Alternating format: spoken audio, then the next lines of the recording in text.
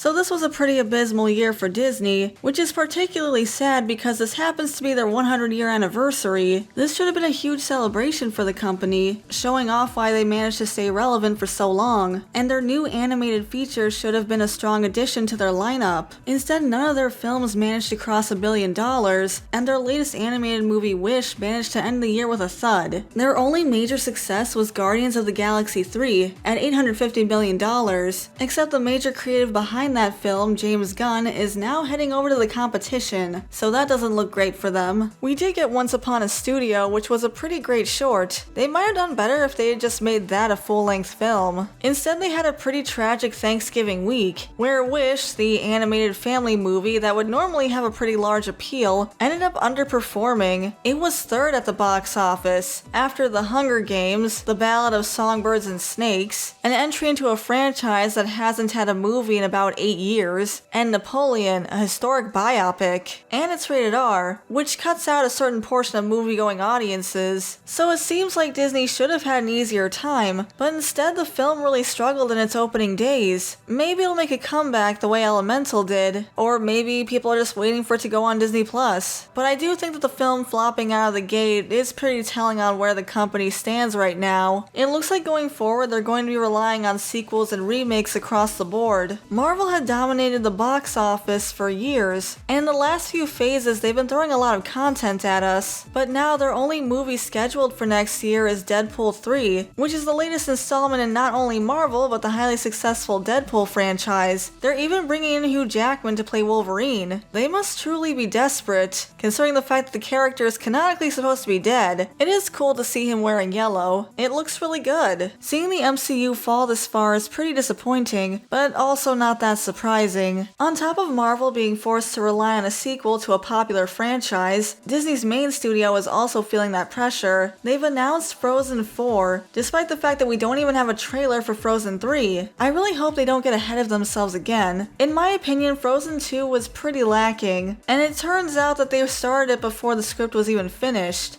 We have to make a decision about whether it's a magical river or there's a magical person calling her. So that explains a lot, and I think it resulted in a lot of missed opportunities with that movie. I do think the Frozen franchise has a lot of potential. I have no idea why they didn't just make the other elements elemental princesses. It just seems like it's obvious. Disney princesses are a huge market for them, and they could have easily added on to it. I did think the water horse was pretty cool, but it could have been a mount for the water princess, the way Elsa uses it as a mount. But hopefully they don't rush the rest of the series like they did with Frozen 2. There are rumors about what the plot to Frozen 3 will be, but I don't know how accurate they are. And you know, it's not too late to add elemental princesses. I'm just saying. It would be great for merchandising. I mean, it's better than a hunk of clear plastic to represent the wind. Pixar also has a few sequels in the works. First, there's Inside Out 2, which will see Riley as a teenager. I do think a sequel to Inside Out makes sense. It was well received and people enjoyed it, and it was financially successful. They're going to be adding new emotions to the cast, although I'm concerned that they're all negative again, leaving joy as the only real positive emotion. They're adding anxiety, embarrassment, ennui, and envy, which seems like quite the mix of emotions. I get that teens are known for being angst-ridden, but it'd be nice to shake things up a little bit. I also think there's a little more nuance to being a teen than that, but who knows, maybe the movie will surprise us. They also have Toy Story 5 in the works. Personally, I think Toy Story 3 was a great way to end the series, and admittedly I wasn't a huge fan of Toy Story 4, but that's just my opinion. They tried to do something different with the Toy Story franchise with Lightyear. Admittedly, I don't think it's a bad idea to try to change things up, but I do think Lightyear really missed the mark. If they wanted to make a standalone Buzz Lightyear movie, they should have just pulled from the old cartoon, because what we got just doesn't feel like what they were going for. It was supposed to be a 90s movie, and what got Andy into the Buzz Lightyear franchise and made him want the action figure so badly, but 90s movies were known for being kind of bombastic, and this was more of a space drama, where Buzz got everyone stranded on this miserable planet. It also didn't follow the lore set up in the Toy Story movies, which for fans was kind of confusing. It would have been nice to have had a fun space adventure, either, so I guess I'm not surprised that they're going to rely on sequels, since trying something new didn't work out for them, but it was also their own fault to begin with. They've also confirmed that Tim Allen is going to be returning as Buzz, after he was recast with Chris Evans in the Lightyear movie, and as a longtime fan of the Toy Story franchise, seeing him return is appreciated, even if I'm not too hyped for a Toy Story 5 anyway. But still, they do have an original movie coming out called Elio, about a kid who accidentally gets abducted by space aliens, and they mistake him as the leader of the Earth. It looks pretty cute, but admittedly not something I would rush out to the theater to see. You can probably wait for it to come out on Disney+, which really isn't what Disney needs right now. As for Disney's live-action remakes, we're getting Mufasa, The Lion King, a prequel to the regular Lion King. That movie did make a lot of money, so sure, but I'm not sure if the live-action remakes are as reliable as Disney thinks they are anymore. They had a string of remakes that each made $1 billion,